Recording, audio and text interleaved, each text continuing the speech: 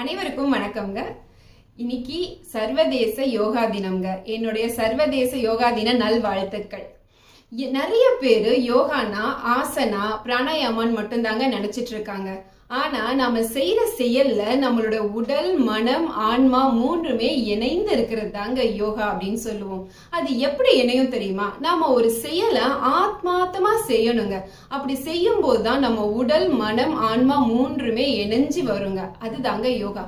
சில சமயங்கள்ல நம்ம செய்யற செயலானது ஆத்மார்த்தமா இல்லாம போயிடுங்க. அதனாலதாங்க நம்மளோட தினசரி வாழ்க்கையில நம்ம ஆசனா பிராணாயாமா இதெல்லாம் நம்ம ரெகுலரா ஃபாலோ பண்ணணுங்க.